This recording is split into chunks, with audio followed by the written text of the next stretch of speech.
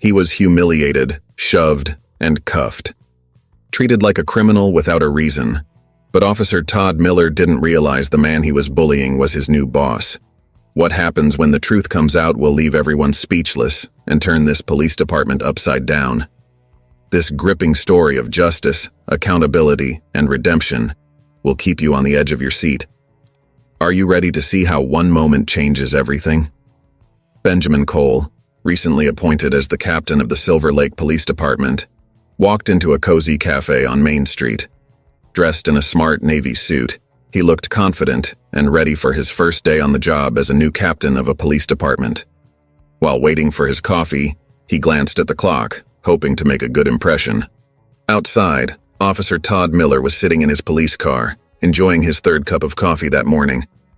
He noticed Benjamin getting into a sleek black car parked nearby. Todd frowned. "Who parks like that?" he murmured to himself before turning on his lights and pulling up behind the car. "Excuse me," Todd called out as Benjamin stood beside his car. "You can't park here." Benjamin smiled politely and replied, "Good morning, officer. I believe I'm parked within the allowed time." Todd stared at Benjamin, his expression becoming more serious. "License and registration," he demanded. Benjamin calmly provided his documents, moving deliberately. Todd glanced at Benjamin's ID but didn't really look at it closely. "What are you doing here? You don't look like you belong in this neighborhood," he questioned. Benjamin kept his cool. "I'm on my way to work." Todd let out a low chuckle. "Work, huh? What kind of work?" Before Benjamin could respond, a few people walking by stopped to check things out, phones in hand. "Is everything okay?" one of them asked. Todd's voice turned harsh. "Move along, everyone. Nothing to see here," he ordered, but the small crowd sensed something was up and didn't leave. Benjamin remained composed. Every move he made calculated as the tension in the air grew. "Step out of the car," Todd said sharply. Benjamin's heart began to race, but he nodded and opened the door. As he stepped out, he noticed a teenager recording the scene with a phone. "Keep recording," Todd said, feeling resolute and calm despite the situation. Benjamin stood beside his car, keeping his hands where Todd could see them. Todd walked around him, muttering under his breath. "You think you're smart, don't you?" he said. "I don't see what the issue is, officer," Benjamin replied calmly. Todd leaned into the car, rummaging through the glove compartment. "What are you hiding?" he asked. "I don't agree to a search," Benjamin stated, his voice steady though his jaw tightened in tension. Ignoring Benjamin, Todd pulled out various papers, tossing them aside. "Are you a drug dealer or a thief?" "Which one is it?" he sneered. A person in the crowd shouted, "Hey, you can't do that." Todd turned around, anger flashing across his face. "Stay back. This is police work." He put his hand near his weapon, making everyone around hold their breath in fear. Benjamin looked at the crowd. "Thanks for your support," he said calmly. "Just keep your distance." Todd, clearly frustrated, grabbed Benjamin by the arm and pushed him against the car. "Put your hands behind your back." Benjamin gasped as the handcuffs went on. "There's no need for this," he insisted, still calm but firm. "You don't get to tell me what I need to do," Todd yelled, his voice filled with rage. The crowd's whispers grew louder. A young woman shouted, "He hasn't done anything wrong!" "Be quiet," Todd snapped back, his face turning red with anger. In the distance, the sound of sirens approached, signaling that more officers were on their way. Benjamin turned slightly to look at Todd. "You should stop now," he said quietly. Todd laughed mockingly. "Oh, I'm just starting." But Benjamin knew something that Todd didn't, and soon everything was about to change. Todd tightened his grip on Benjamin's arm and shoved him toward the front of the car. "You think you're better than me?" he hissed, pressing down harder. Benjamin stayed calm. "I'm just asking you to take a moment and look at my ID again." Ignoring him, Todd started searching him roughly. "This is what happens when you mess with the law," he declared. A teenage boy from the crowd stepped forward. "You can't do that." Todd turned quickly. "Back off, or I'll arrest you too." The crowd became restless. A woman shouted, "We're recording everything!" as phones pointed at Todd while he pulled Benjamin toward his police car. Suddenly, 2 more police cars arrived. Officers Sandra Holt and Greg Daniels got out, taking in the situation. Sandra froze when her eyes met Benjamin's. "Wait," she whispered to Greg. That's Captain Cole." Greg's eyes widened in disbelief. "No way." Todd noticed their reaction and yelled, "What are you waiting for? Help me with this guy." Sandra stepped closer, her tone uncertain. "Todd, what's going on here?"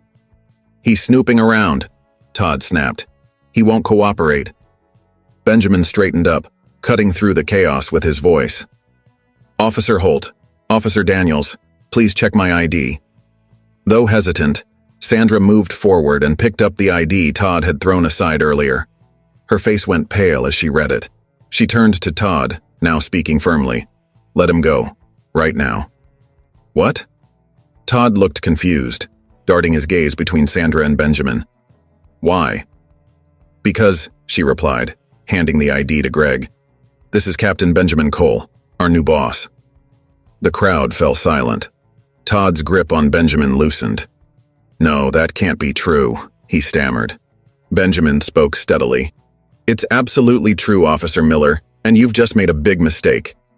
Stumbling back, Todd's confidence began to fade. Sandra quickly unlocked Benjamin's cuffs, and he straightened his suit, looking Todd directly in the eyes. "Take him in," Benjamin commanded. Todd turned pale as Sandra and Greg stepped forward. The balance of power had shifted, and everyone could sense it. The atmosphere was thick with tension as Todd stumbled over his words, saying, "This is a misunderstanding." Benjamin shook his head. "No, Officer Miller, there's no misunderstanding here. You judged me unfairly. You used your power wrongly." Todd's face turned red. "But you didn't tell me who you were." "I didn't need to," Benjamin replied. "You saw only what you wanted to see. Now you have to face the consequences." Sandra stepped in and put handcuffs on Todd, her tone calm but firm. "Todd Miller, you're being detained while we look into this." Todd recoiled in shock. "Sandra, please wait. You can't do this to me," Greg interjected. "Just stop talking, Todd." The crowd outside erupted in cheers and applause as Benjamin turned to them. "Thank you all for standing up today," he said. "This is not just about me. It's about holding people accountable." He turned back to Todd. "We're finished here." Inside the police station, Chief Delaney was already watching the video that had gone viral. Todd's voice could be heard on the speakers, and Delaney's face grew serious. When Benjamin walked in, the room fell silent. Todd sat there, handcuffed, with his eyes on the floor. Delaney motioned toward the video. "Can you explain what's happening here?" Todd looked up, sweat trickling down his forehead. "It wasn't what it looked like. I thought he was—" Benjamin interrupted him. "Save your excuses for the review board." Todd slouched in his chair, feeling defeated. Delaney leaned back in his seat. "Captain Cole, this is your department now. What do you want to do?" Benjamin didn't hesitate. "Start a full investigation into Officer Miller and anyone who tried to cover for him, right now." The room buzzed with unease as the officers exchanged nervous glances. Benjamin raised his voice.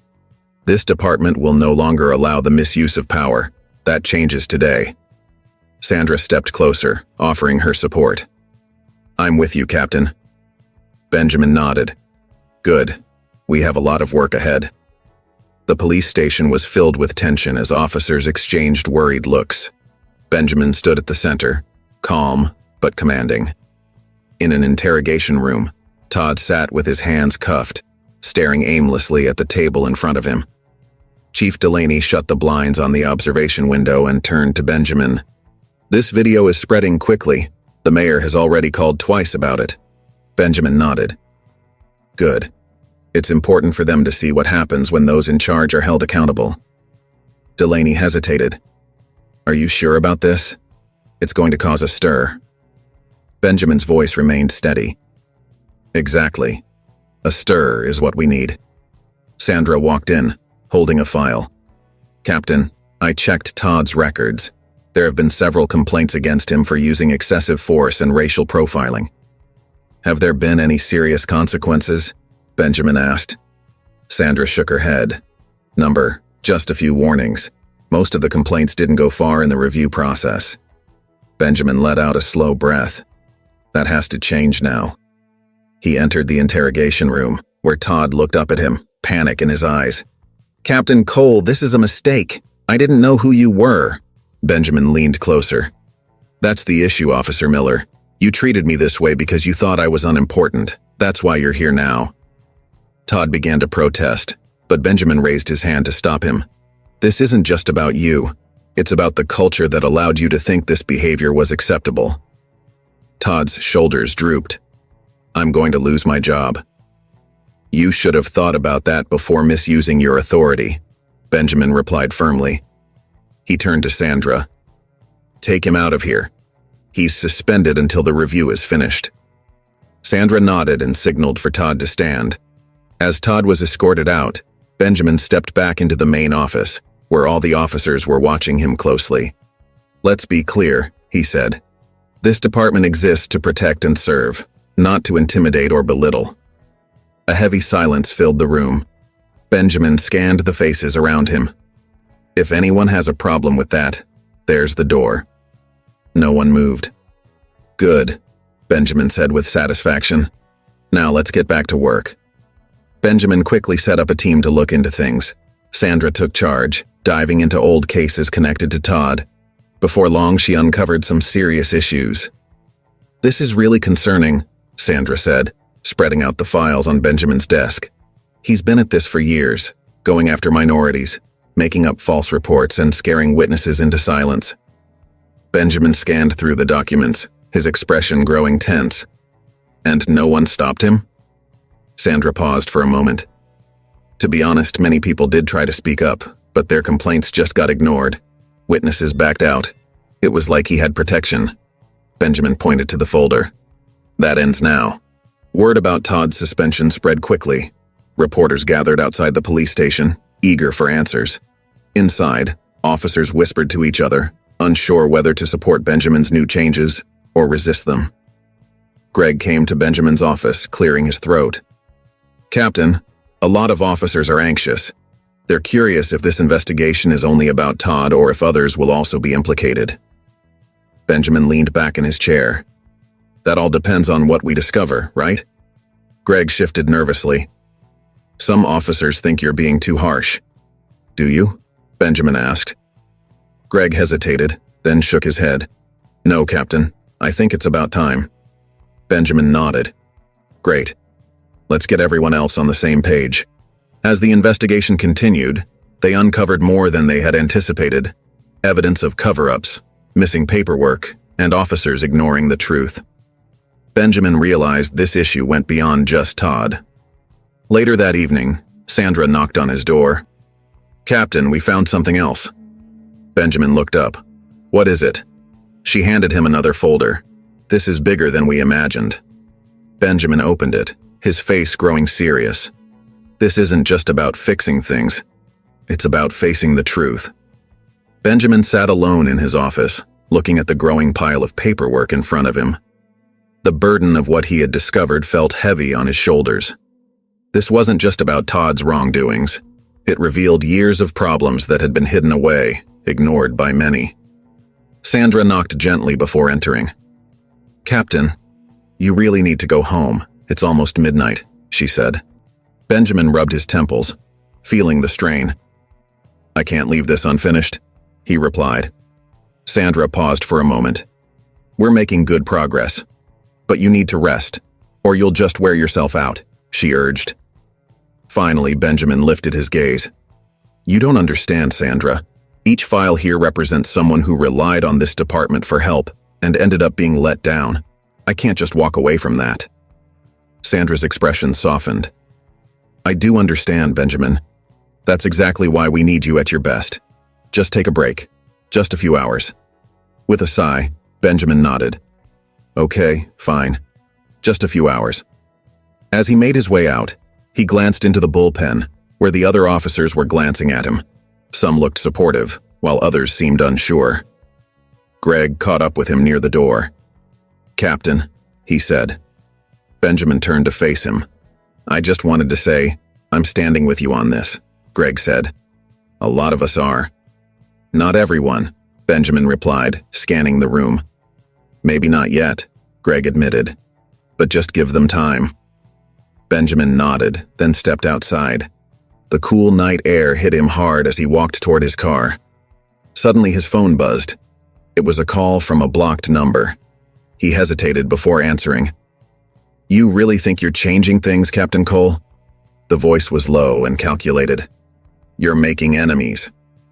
Before Benjamin could say anything back, the call ended. He glanced around him, feeling a surge of instincts kicking in. He got into his car, but the unease stayed with him. He knew that this battle was much larger than just Todd, and it was far from over. The meeting room for the review board was buzzing with excitement.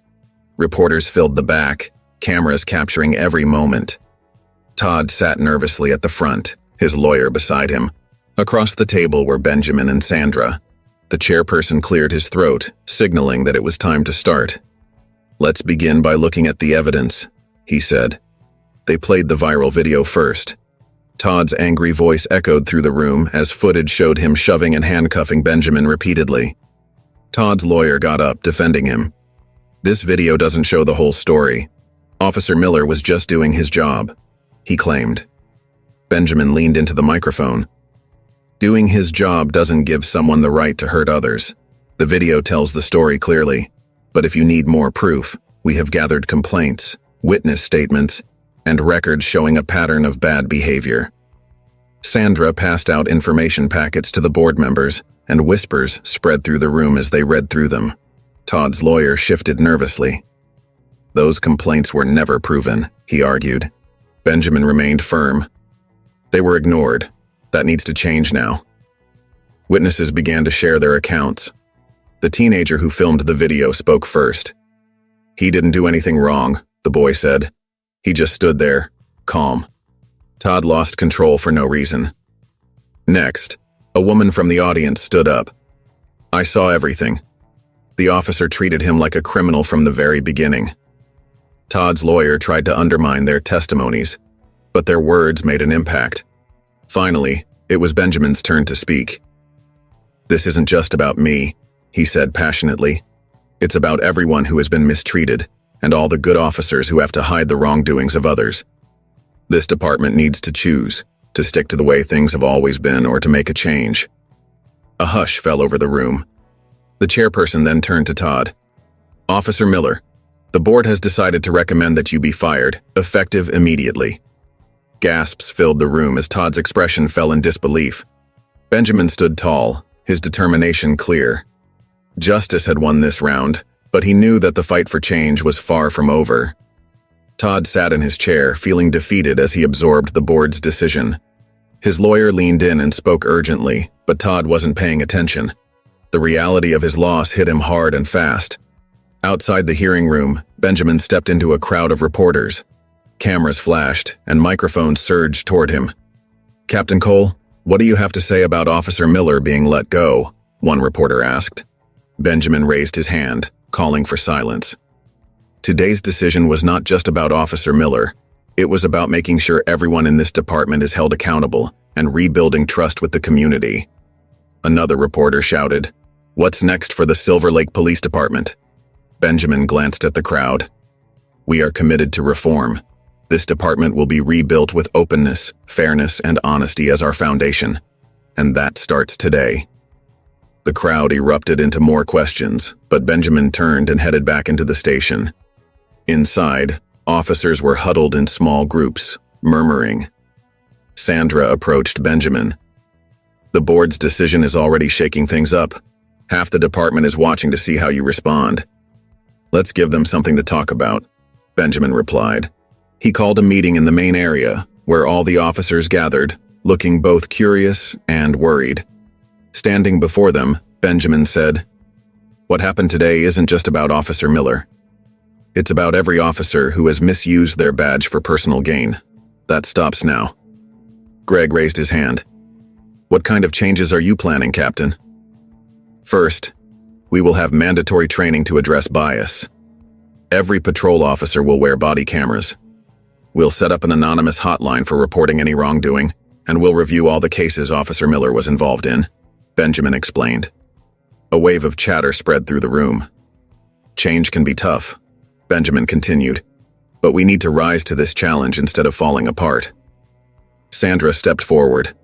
I'm in. Greg nodded in agreement. Me too. One by one, other officers showed their support. Looking around the room, Benjamin said, "We won't fix everything overnight, but we are starting today." Months later, Benjamin stood in front of a crowded community hall. The atmosphere felt different this time, filled with hope and anticipation. He adjusted the microphone and began. "Thank you all for being here tonight. When I first took on this role, I knew there was a lot to do. What surprised me was how ready this community was to work together for change." Applause erupted, and Benjamin patiently waited for it to settle. "We've made some important changes. Our officers have gone through training to better understand bias. Now, all officers wear body cameras. And most importantly, we've set up ways for you, the community, to hold us accountable and make your voices heard." A hand shot up from the audience. "How can we trust that this effort won't just fade away in a few months?" Benjamin nodded thoughtfully. "That's a great question. The answer is simple. You won't let it. Keep holding us accountable. Keep demanding improvement. This is just the start. Real change takes ongoing effort." The crowd responded with enthusiastic applause once more. Benjamin scanned the room, noticing familiar faces. Sandra, Greg, and even some younger officers who had initially doubted him. Later, as Benjamin left the hall, Sandra approached him with a smile. "Not too shabby, Captain. Do you think they believe you?" Benjamin replied with a grin. "I think they're ready to trust us again." Meanwhile, across town, Todd sat alone in his small apartment, watching the meeting on TV. He slumped in his chair as Benjamin's voice came through the screen. "True leadership is not about having power," Benjamin said. "It's about earning trust." Todd turned off the TV, staring at his reflection in the dark screen. Regret filled him, but he realized it was too late to change what had happened. Back at the station, Benjamin walked through the halls, greeted with friendly nods and smiles from the officers. The tension that had once been thick in the air was starting to lift. He stopped at his office door and glanced back at the busy room. It wasn't perfect, but it was an improvement, and it was only the beginning of the many changes to come.